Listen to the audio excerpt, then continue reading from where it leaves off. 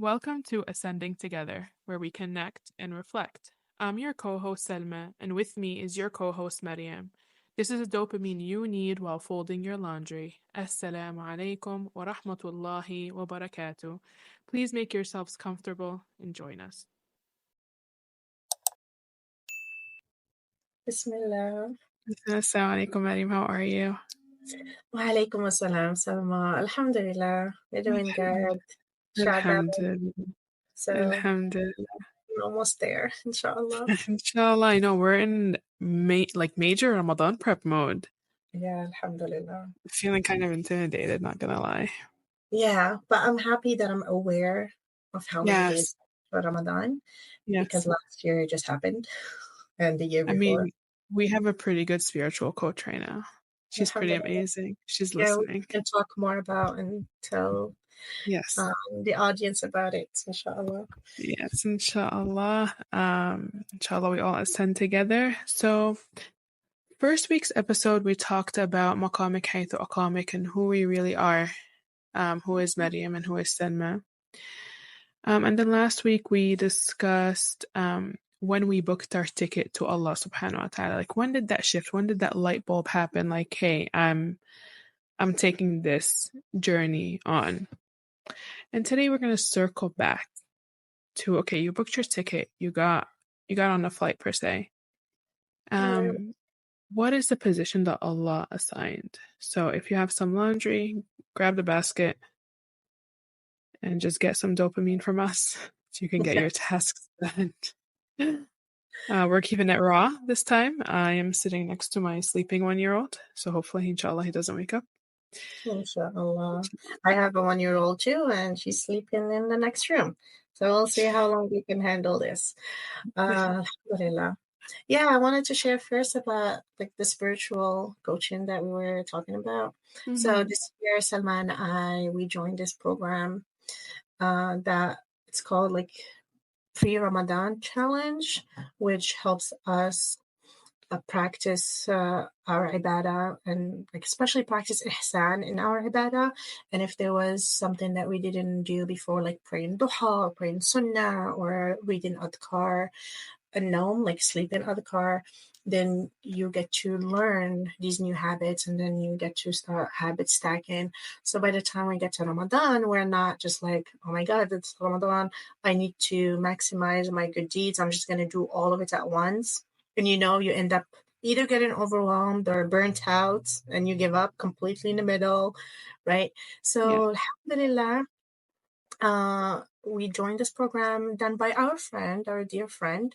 Her coaching program is called Soul Studies. So you can find her on Instagram and Soul Studies. I think Institute. Maybe we'll add her details in the description box, inshallah. Yeah, you can just message them and she will tell you like what programs are available, if you can still do like the pre-Ramadan challenge. But alhamdulillah, it did a huge favor to me this year, right? It did. Even like we're trying to complete a khatma before Ramadan starts, and it's like in the beginning you're like, there's no way I'm going to fit this into my schedule. It's just not possible. But subhanAllah, she taught us how to make it possible and put so much more barakah in your time. Yeah, and today I was so excited to pray duha. It's something that I always forget about. I'm like a morning person and I love to be active in the morning. But so the idea of just stopping and going to pray duha doesn't occur to me. And when I started making the effort, I'm like, this is exactly what I needed. Like that moment to anchor myself, to make my wudu, clean myself up, and make that and just reset throughout the whole morning. Like, alhamdulillah, I did not know I needed this. I definitely need it. SubhanAllah. When I started the challenge, I really added the sunnahs. But for some reason lately, every time I pray, my kids like to create disasters. Like this morning, one was trying to act like he's a doctor and he was sticking a long, like sharp tube down the other's ear. Oh my God. Like, I need this rak'ah to finish. Like, I need these 2 rak'ahs to finish because I need to go save a life. Subhanallah. So, yeah. I like a lot of moms share this, even myself. I Mhm. went through a phase when my second son would jump on my back every time I make sujood. Mm. So every time I make the intention to pray, I have to make sure there's no chair, no bed, no table next to me. Yes, yes. 'Cause he was 2 years old and he would just jump on me. And it was hard. It was very hard. That's your position, right? Like that subhanAllah, that just comes to our Right. topic perfectly that ibadah for us looks different now. Like that focus is different. Because Yeah. you are naturally more tired. You don't have the rest, you don't have the like sometimes you don't have time to eat. Yeah. So when it's time for salah, your brain is like, oh my god, like I don't want them jumping off of something. I need to finish because they're suddenly hungry. Like suddenly when you have to hold your mushaf or pray, everyone is either hungry Yeah. or bored. They ask for Uh, their attention. SubhanAllah. yeah. I heard recently in a a woman of knowledge, I would say, she was Mm, saying that something that she learned, mm, uh, that mothers have like a 20-year excuse because mm, in the first 10 years, like you're having kids, um, praying and tahajjud and a lot of things, they're gonna look different than later. And yes. Allah subhanahu wa ta'ala knows this. You Yeah. know, we just have to have pure intention, make that to actually be able to do things. But our reward is not limited to just the sunnah that we do, but Yes. everything that we do for our kids is a reward as well, is rewarded as well, especially when we do it with ihsan and with positive niyyah, you know. And then when, that 20 years gone by and your kids are adults, then you get to catch up on all the Yeah. other, then you get to pass more, then you get to read more. And alhamdulillah, like our efforts doesn't go to Mm. waste. You We're know, think always about it. Like Allah has given us the rukhsa to stop our fard and attend to our crying child, correct. Yeah. right? Yeah. Um, like Yeah. that's just the rahmah. That's just so beautiful when you think about it. Yeah, I Alhamdulillah. think the wisdom behind it is hard for us to grasp, Yes. especially living in the West when we are surrounded with the media and everything, that they don't pray, Mm. they don't do these things. So it feels like life is just surrounding the child, Mm. which reminds me of a different trend, that I have an issue with, I have an opinion about. Making the child the center of your life. Like now, Yeah. me as a mom, I have 4 kids. I homeschool them. I'm already putting a lot of effort towards my children. Make sure that they eat healthy. Make sure that my house is clean. But uh, making my children the center of everything is draining. Is gonna drive all of us moms into insanity Mm. because we Resentment sometimes. yeah, resentment because Yeah. we're given and we're not getting back, and we get um disappointed when they Mm. don't appreciate what we give them. Yeah. But little kids, they don't know. Like for example, if we like yesterday we had a fun day for the kids and it was Yeah. We so had science much day at work. co-op. It was Yes, amazing. Alhamdulillah. it was so much work. And then a lot of parents were asking the kids, did you have a good time? And they were waiting for the positive feedback. Mm. Like, I don't wait for the positive feedback. I know Mm-mm. that. You know what you did is good. You know what you did is valuable. So, Yes. Maybe my son can tell me, no, it was not good just yes, because he was in front of him in a line for 2 seconds, even though he yes, had a blast in the whole 4 hours, right? yes. So you don't like wait for the feedback from a little child. And And it's sponge, like it's already soaked, right? Like let's say he doesn't like it today. 4 weeks from now, he'll bring it up and he'll remember something positive from it, right? the Like, point is not to make him just like yeah, happy. The point of yes, the whole thing is because it's beneficial for them. That's why we did yes. it. But I Your wanted kids to don't say, need dopamine surges. You need the dopamine surges. So you care for yourself. that's the thing. Like our child is not the center because you Yeah, cannot make them happy all the time. yeah, Our like the main purpose is ibadah. the main purpose is serving Allah subhanahu wa ta'ala as Yeah. abd first, Yeah. right? Yeah. And then you do good deeds, you do that ibadah, you worship Allah subhanahu wa ta'ala through the things that He assigned you to, like being a mom or working a Mhm. position or being a doctor or being a homeschooling Yeah. mom or a teacher, right? Yeah. That's like It's the hard, like it's something that I'm struggling with. Honestly, I mean, this is a raw podcast, but like sometimes I struggle with that. Like mom sometimes takes over just because some kids need you a lot more. Like some kids are clingier. Like for example, my 1-year-old has been a lot clingier lately, and I don't know why. He's also in a biting phase, so I don't know if he's teething. And kind of like my brain's like, okay, like I need to cook, and then he doesn't really let me. Or I try to put him in a learning ladder, but he doesn't want to either. And then I end up just disassociating. And then I end up presenting myself for disassociating. So sometimes I go through that cycle. And we know a lot of moms, we go through that cycle all the time. 100%.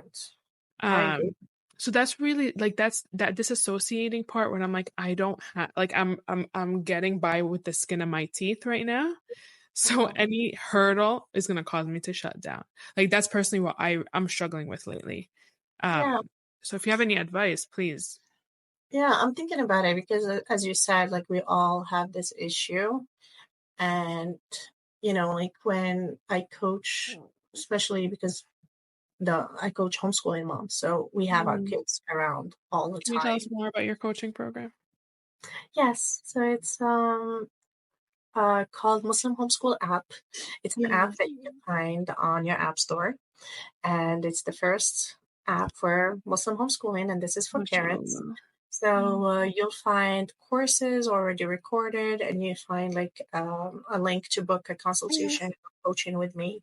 I usually work with moms who want to start homeschooling or are already homeschooling, but they're struggling to figure it out, which includes, parenting, motherhood, and this is what we're talking about right now. So when you're saying that kids go through these phases when they're very clingy, we take time to shift. We take time to realize that, wait, yes, I'm struggling to cook, but this baby needs me. This baby is in a phase Yeah. where they're hurting because of their teeth, Yeah. right?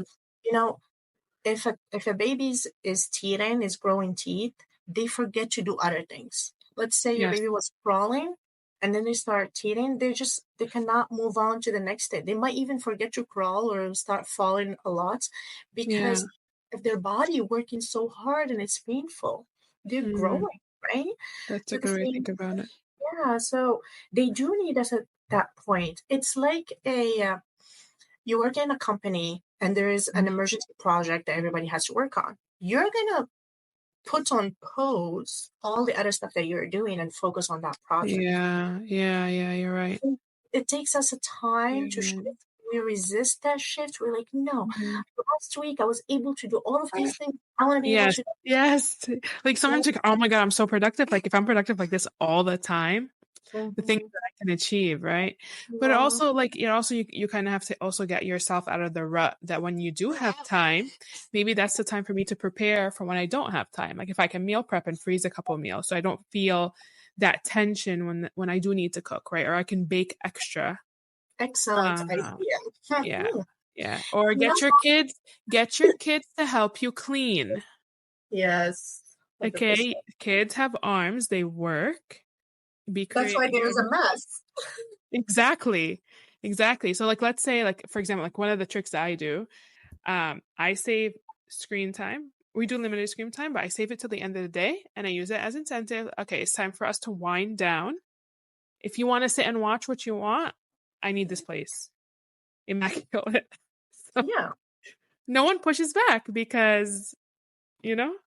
Yes, So 100%. And it yeah. just, even as an adult, you see this Hmm. advice everywhere as well. Hmm. Before you sit down, clean what you were doing, stop what you were Yes. doing. It's a Yes. tool, it's a skill that they need Hmm. to learn Yeah. eventually. And just an advice from a mom who has 4 kids, MashaAllah, yeah. it gets harder. So if you're just starting, if you have like 1 kid or even 2, Hmm. just stop doing the most now because the mess Mhm. gets harder, the demands gets bigger, and you're Yeah. not gonna be able to do it all, and it's gonna be a shock to you. So get them used to cleaning and like work. Again, it brings us to our maqam, subhanallah. Yeah. You know, it's so funny actually when I think about it. I remember before my first started becoming a toddler, or maybe like, yeah, the meals I would cook were a lot more elaborate. Uh-huh. Now I need to it's gonna be a stew that y'all are gonna eat for a full 3 days. Okay. And no Yeah. one's gonna argue with me because I can't make something that needs 3 side dishes anymore. Yeah, see, you're making shifts, right? Yeah. Your That's maqam is shifting because you have two kids now, yeah. and Yeah. not just one. So the demands are added up. Um, Even your mental capacity changes, right? Like your mental capacity for people's drama sometimes. You're like, I mm, can't have empty conversations anymore. I just don't have my like if I normally am struggling to be present with my kids, I don't really have enough to give to um yeah. That, love, if that yeah. makes sense. Yes, that makes so much sense. Yeah. And reminds me of like things to nurture ourselves. You know, we hear Yeah. a lot of do more self-care. And to Yeah. be honest, I mean, myself when I hear self-care, I'm like, oh, does that mean to Go get a go pedicure. Mhm. somewhere? Yeah, and I have to like Find I have to childcare, house find before I leave. money, and Yeah, yes. there's so many hurdles. But when you like sit down with yourself and you Mm. accept that you are in a different phase and like phases shift and Allah subhanahu wa ta'ala put you in this specific maqam Yeah. situation Yes. because first you are able to do it, right? And also making dua, you know, always make dua for Allah to make it easier on you, right? And to show Yeah. you to always do that, like just plain English, plain language. Yeah. Ask make it easy. But when you let go of fighting to have things differently, like your old self, or like you imagined how they should be, or you're like you saw this lady on Instagram doing, the more you accept the reality, you find ways to Yes. nurture yourself. You get to know Yeah. yourself more. For example, I found out that I really, really like coaching, like women or Mm. kids, teaching, Mm. basically, teaching Mm. moms or teaching kids too.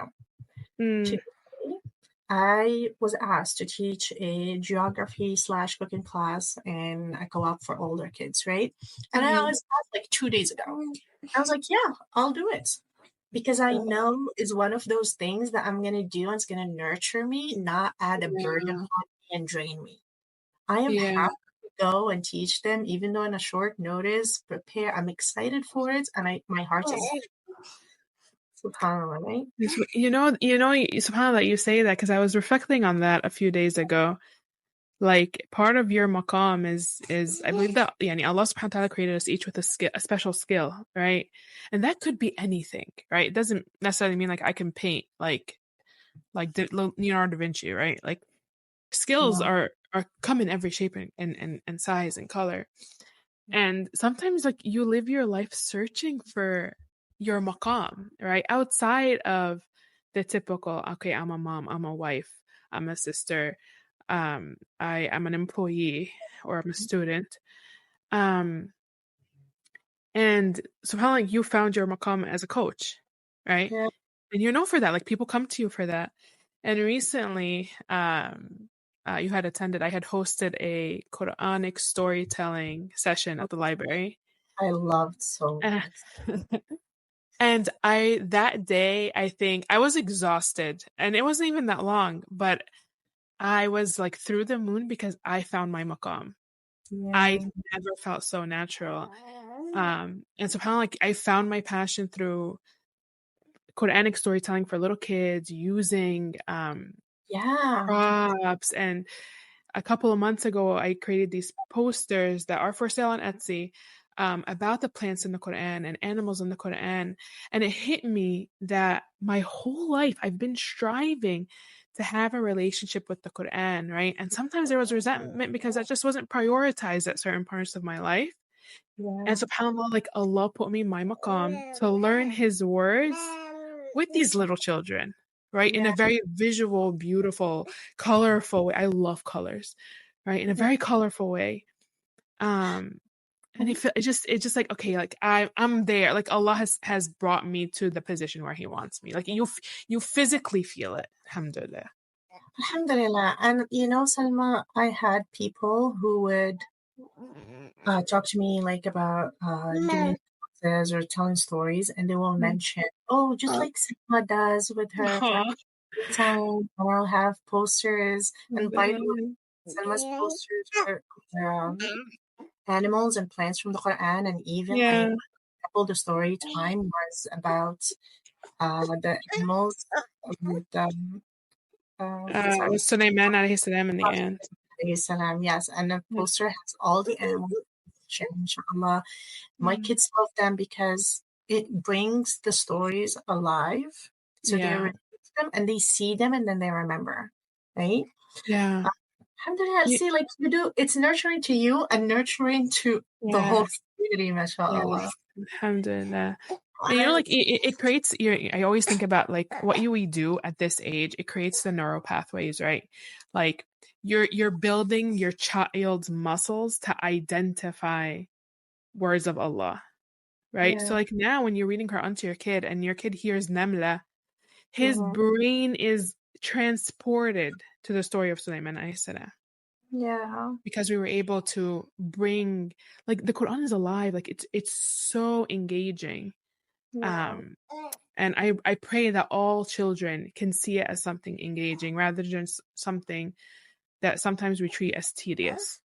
Yeah, alhamdulillah, because that's one of my struggles growing up. My memories with the Quran were trying to memorize and recite in front of all the other students in my class. And I would get anxious and lose my words. And then the teacher would just count me as like not memorizing.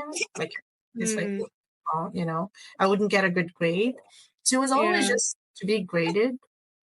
And I wish it was better. I wish it was better. But alhamdulillah, we can do this for our children now. Again. Sorry. Here you go, Baba. This reminds me of Dr. Haifa Yunus because she did a podcast, I think last year, or year before, and she said something like, whatever Allah puts me, I do the best I can. And because she was asked, like, how come you are an OB, you are like in disaster relief, you're doing the halaqat in the local masjid, you're doing the Jannah Institute, inshallah. How can you do all of these things? And that was her answer, that I recognize where Allah puts me. He needs me here, so I'm just going to do it, to do my job with ihsan. Yes.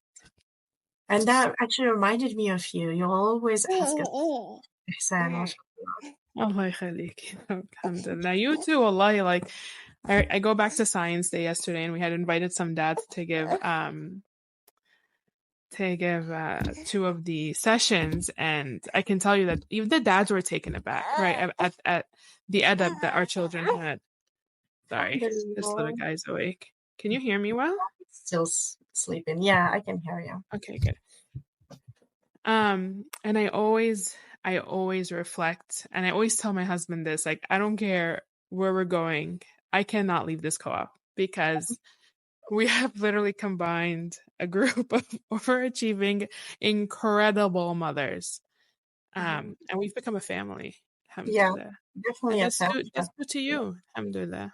Oh, which is like a lot, Anna. But yeah, it's definitely, it feels like a family and better than a family, even closer, mashallah.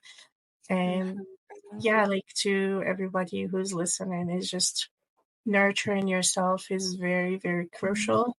That's what it's called, self-care. Some people think self-care and they're like being selfish, but you pour into yourself, you're gonna be able to pour into others, and the most importantly, you'll have clarity on what you're worth, like what's your time and your energy is worth. Is it to do, I don't know, like park trips or field trips or whatever all the time? Is it worth it for your family, or just because somebody did it, so you're gonna do it? Is it worth it to like some activity that you like to do, or like even talking to some group of friends that are not really helping you, right? That it's not helping you be your best self. It's not helping you Yeah. Allah Ta'ala the best way you can. So when you nurture yourself with things like um just take a deep breath and see, try different things. I tried painting, I tried walks, I tried a lot of different things. And subhanallah, with that, Allah will show you what is the thing that you will enjoy to do at this point. Like Yes. it's not again something that you're gonna have to do for the rest of your life. But Yes. do it now. Yes. Yeah. One way, like honestly, so far one of the best ways of self-care is to ask Allah for for a tribe that shares your values. I think that is priceless. Yeah. It's an outlet. Like if your group of friends are not like, how many times, Meriem, in our group do we correct each other or advise each other, or like there's no ego between us, like, yes, I made a mistake, I shouldn't have spoken this way, I have done this, I have done that, and it's room for growth. Yeah. Right, there's no like haraj between us, and I think that's so special. And if you don't have that, make dua. I didn't have that until very, very recently, and I made so much dua that Allah give me my tribe. And my maqam right now is that my 1-year-old is struggling. So, Meriem, any closing thoughts? Let's wrap it up. I Mhm. enjoyed this conversation. I hope that everybody who's listening enjoyed it as Yes. well. If you want to learn more about Salmah's posters and resources, please visit tomorrowsharvest.com. Right? Search Tomorrow's Harvest on Etsy, but on Instagram, Tomorrow's Harvest Okay. __ no, Tomorrow's _ harvest. We'll leave it in the description box, inshallah. Inshallah. And if you need any help with learning about homeschooling or motherhood and Yes. positive She's parenting, my please own coach. check. She's my parenting coach, if you haven't noticed. Please So yeah, so check next week we will talk about how Ramadan looks through our eyes. Inshallah. Oh, jazakumullah khairan. Assalamu alaikum. Imagine a field so open and bright, flowers swaying in golden light. Your little one watches, eyes full of wonder, as a tiny bee bounces from one petal to another. His curious mind begins to hear.